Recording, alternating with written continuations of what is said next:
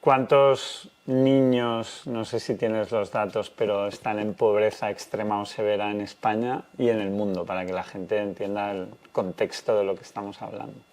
En España, y es algo anómalo y muy llamativo, en pobreza severa, como tú me dices, o extrema, tenemos en torno a 1 millón de niños y niñas. O sea, es llamativo que hay 979.000 niños y niñas, según la última encuesta de condiciones de vida, viviendo en condiciones de carencia material severa, ¿no? Esto son privaciones reales cada día. Esto es no poder comer como un niño necesita, ¿no? Pues 3 raciones a la semana de carne, pescado o equivalentes vegetarianos. Pues eso no lo pueden hacer en torno a 1 millón de niños en España en este momento. Son niños que no tienen sus casas a la temperatura adecuada en invierno porque sus padres no pueden pagarlo. Son niños que jamás van a poder ir a una excursión del colegio, jamás van a poder permitirse actividades extraescolares de ningún tipo, ¿no? Entonces es un número increíblemente alto, casi 1 millón de niños en carencia material severa en nuestro país. Una grandísima anomalía, que es que en la cuarta economía más importante de la Unión Europea tenemos cifras de pobreza infantil que solo en la Unión Europea superan Rumanía y Estonia, nada más. Entonces esto es una gran anomalía del Estado español, ¿no? Las cifras de pobreza a nivel mundial son descomunales, claro, eso es, no sabría decirte ahora mismo, ¿no? Del número de... Pero claro, en los países más pobres la población infantil es la mitad de la población, porque son países demográficamente muy pujantes, ¿no? Entonces, en los países más pobres, pues imaginemos, yo qué sé, Myanmar, Afganistán, Venezuela, Somalia, Etiopía, la mitad de la población son niños y niñas. Entonces, en todos ellos, en extrema pobreza, ¿no? Entonces, el número es elevadísimo. Por eso la pobreza tiene en el mundo rostro de infancia, pero lo grave es que en nuestro país también tiene rostro de infancia. Pero la gente no es consciente, ¿no? O no tan consciente de ella. No hay conciencia de esto. Seguimos pensando, cuando pensamos en vulnerabilidad social, vienen a nuestra cabeza siempre los mayores, ¿no?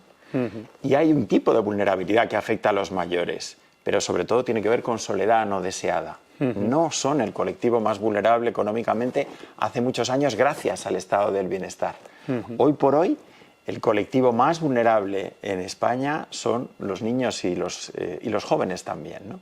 Entonces, los últimos datos hablan de que tenemos en España un 20% de población en situación de pobreza y, sin embargo, cuando miras a los menores de 18 años, niños y adolescentes, es el 30%. O sea, hay una brecha, o sea, la pobreza se ceba con la infancia en nuestro país por razones que existen, ¿no? Pero que están desatendidas, ¿no? Y hay una muy escasa conciencia social de la envergadura del problema y de las consecuencias que ese problema tiene para el país. Buenas, hacemos una mini pausa para agradecerte tu apoyo. Para nosotros es muy importante que si te gusta lo que hacemos te suscribas a nuestro canal de YouTube para que podamos seguir creando vídeos. Muchas gracias y seguimos con la entrevista. ¿Y por qué crees que pasa que hay poca conciencia social? Igual es porque tenemos la imagen de fotografías o vídeos y que pensamos que un niño pobre tiene que ser alguien que está esquelético muriéndose en un país africano, y en España no entendemos que pobreza quiere decir lo que tú dices, que no comas bien, que no puedas ir a...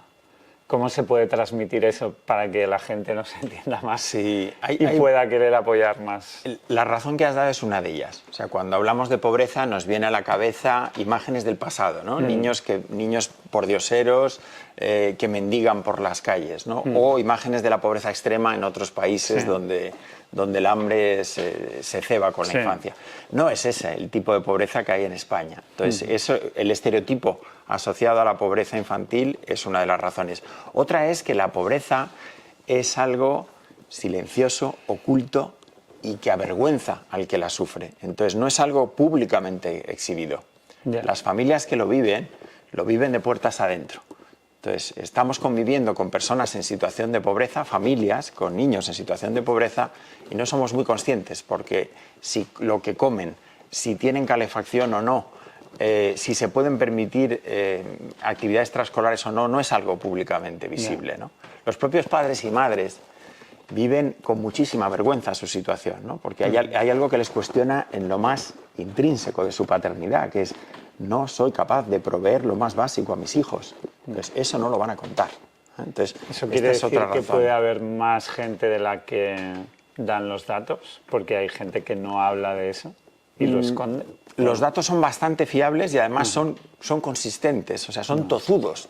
Es que llevamos años hablando de datos de pobreza infantil insoportables para España, sin que haya una movilización ni social ni política para cambiarlo, ¿no? Pero son bastante consistentes y corresponden también a nuestra experiencia, de lo que nosotros vivimos en los barrios.